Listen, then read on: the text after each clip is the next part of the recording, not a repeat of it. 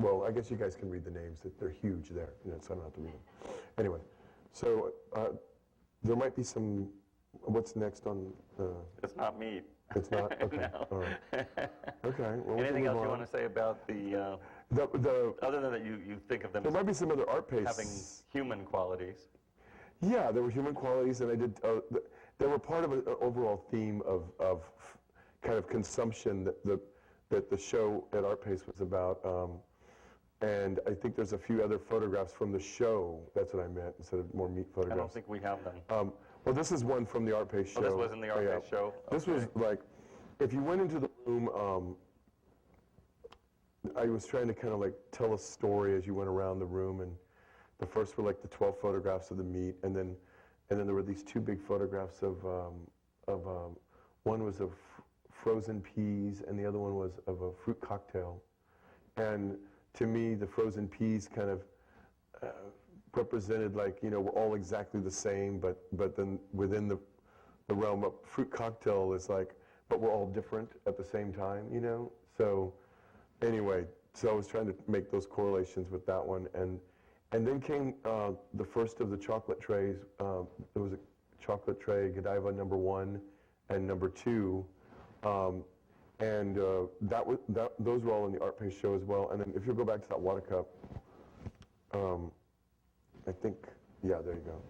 And the water cup was the last one in the show, and it was kind of the impetus behind the whole show, because everybody eats at Whataburger, and I eat at Whataburger a lot, and so, but the cup says everybody eats at Whataburger. Well, I mean, does it?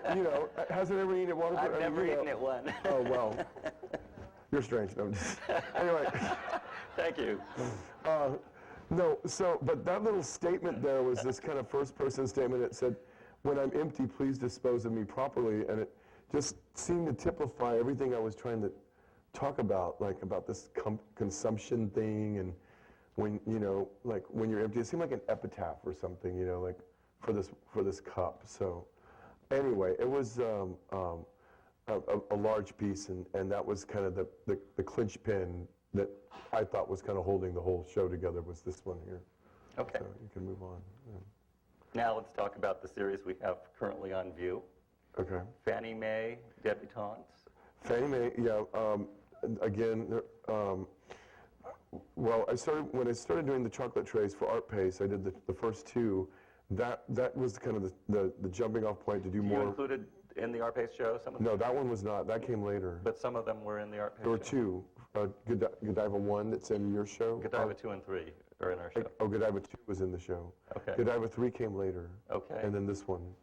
And then all the rest. But so I started just doing more chocolate trays. I started, just became really kind of obsessed with them. And how did you, first of all, determine which chocolate brands you wanted to photograph? Just whatever packaging looked interesting. Excuse me. The Godivas at the time were really the prettiest boxes. Not necessarily the best kind of chocolate, but to a Godiva. There's one of the Godivas. But they were using these gold, like blister trays, and when they're lit, they just kind of illuminate. They just look like they're just glowing, and they're just really pretty. So, but now if you open up a Godiva chocolate box, they're just using kind of nasty brown ones. They're not really that pretty anymore. So I'm not really interested. Changed their look. Yeah, But they were using gold ones then, and I'm fortunate. I'm glad they were. What happened to the chocolate? I ate it. Did you eat, for every box you photographed, you ate all of it? No, a funny story. Chris Art, I used to be represented by Fine Silver, and Chris asked me to do a Christmas present multiple for the collectors for Fine Silver one year. And so we decided what we would do is actually put a little Godiva chocolate box, a chocolate tray, in like a plexiglass box.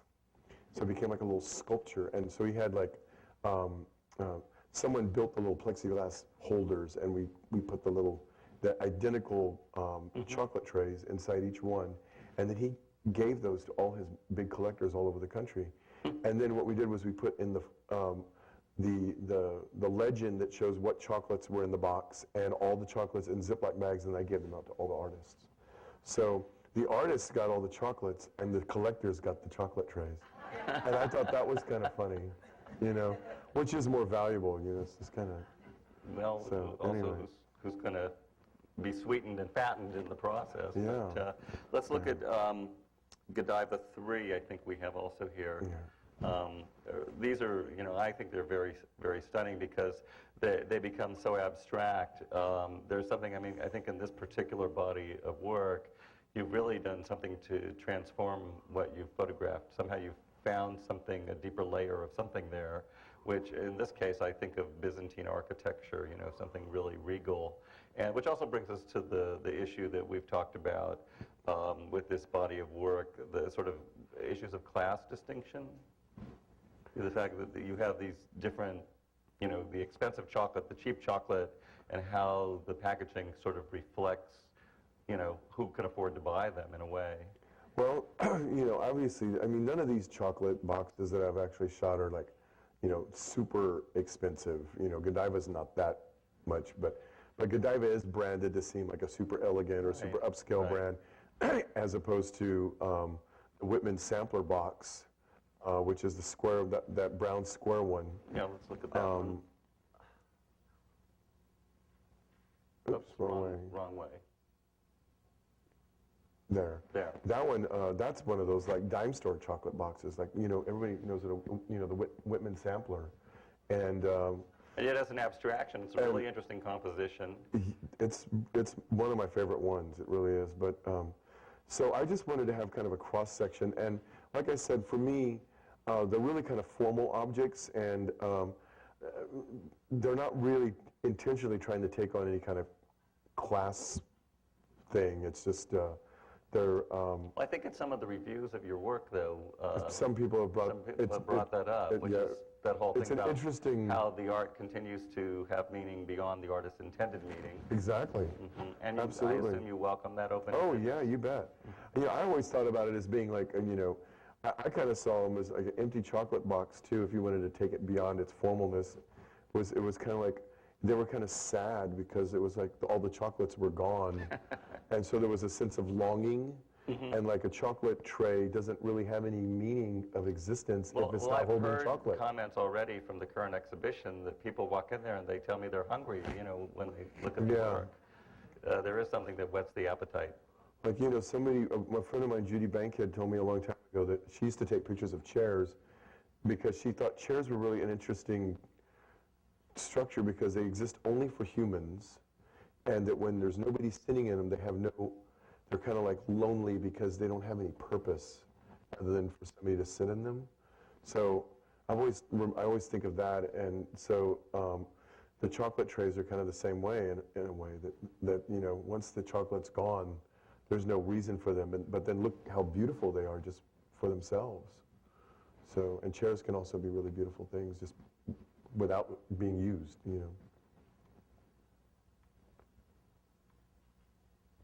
Now, this is your most recent chocolate candy tray Chocolate work, tray, yeah. Dark Heart, and it's ended up being kind of ironic, I guess, in certain ways, in that, I mean, as many people know, and for those who don't know, you recently had open heart surgery, and we're so thrilled that you're doing so well, but it's almost, it's uncanny to some extent that, you know, here you did this image.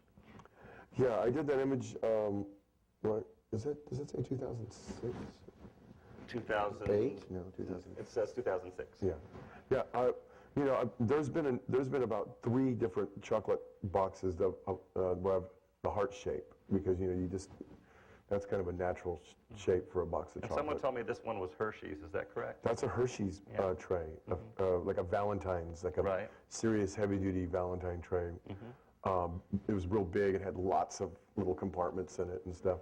And what I liked about that one was because it was so black. It looked